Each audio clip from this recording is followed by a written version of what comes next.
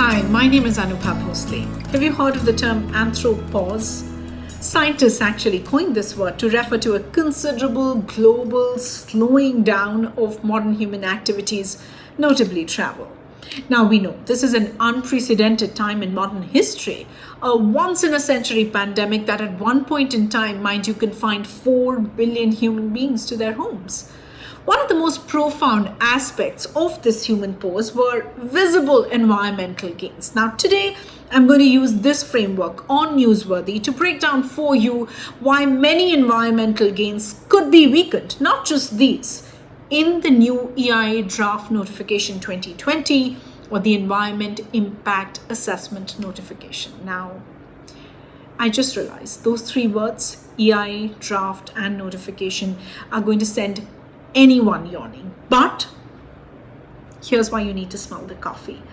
Especially if you are an Indian living in Mumbai or in any coastal city for that matter, you're on the brink of a climate emergency.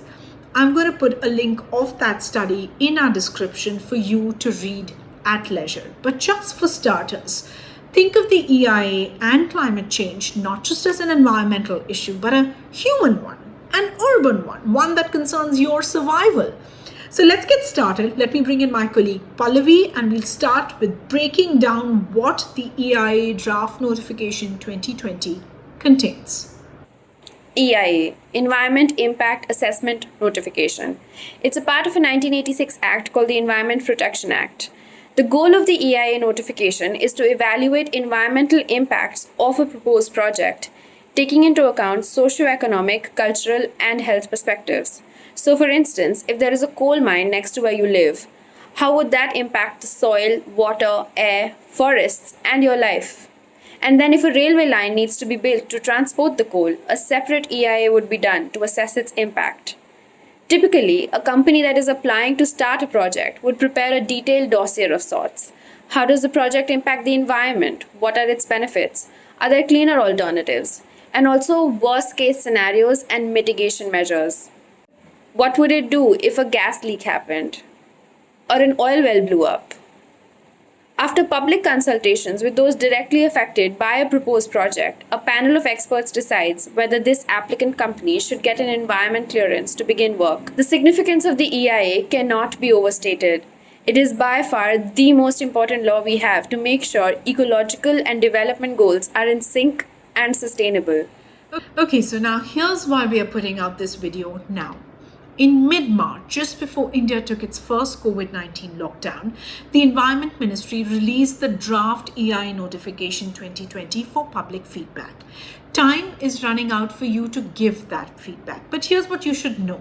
The first thing that stands out in the 2020 draft is that it reverses the chronology of the EIA process.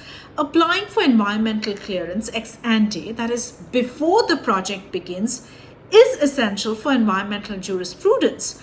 The new draft says that ex post facto clearance is also just fine. What does that mean, Aarti? The ex post facto clearance, which in simple words means that industry can set up a project, and if there is a violation, it can pay a fine later on and get away with it.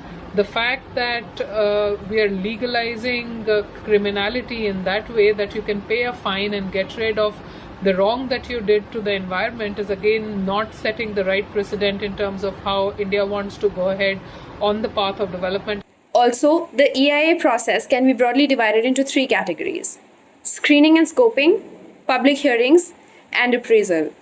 The clearances we spoke about earlier weaken the EIA at the appraisal stage. Then there's the issue with public hearings. The 2006 EIA mandates prior consultations with people directly and indirectly impacted by the project, both on and off-site. In the new draft, the time given to these people to submit their responses and attend hearings has been reduced by 10 and 5 days respectively. Now, most affected by big-ticket projects are people in tribal areas whose livelihoods depend on the environment, and we are proposing to reduce their interaction with the process. to then introduce changes in legislation and to dilute it further, that becomes extremely problematic.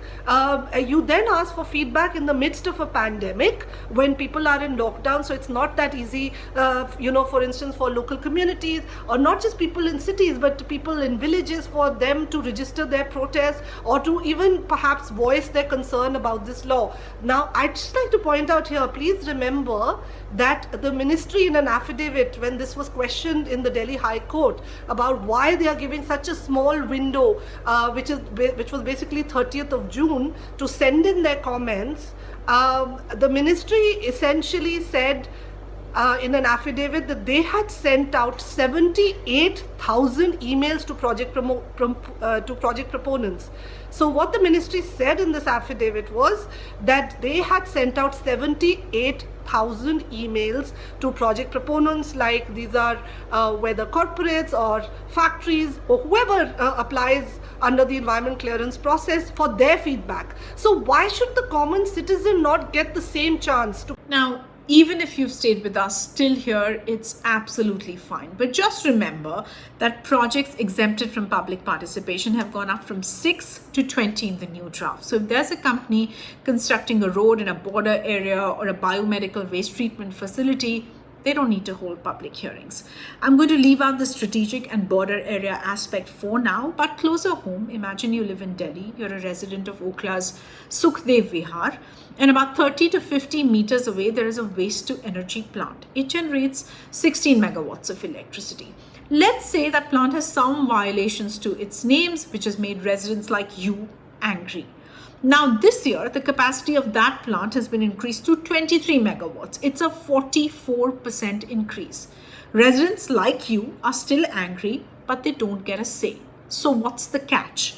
The new draft also exempts any expansion project which is expanding to less than 50% of its capacity from public consultations. So if it's 44, 43, 20, 10, or 49, you don't have a say.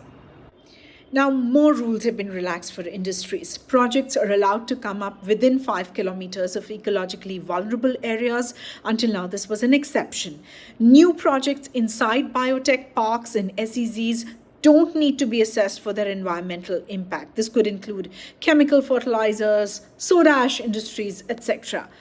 Ex post facto extensions, which means clearances for mining projects which would earlier expire in 30 years and the company would have to submit to an EIA again, have now been extended to 50 years.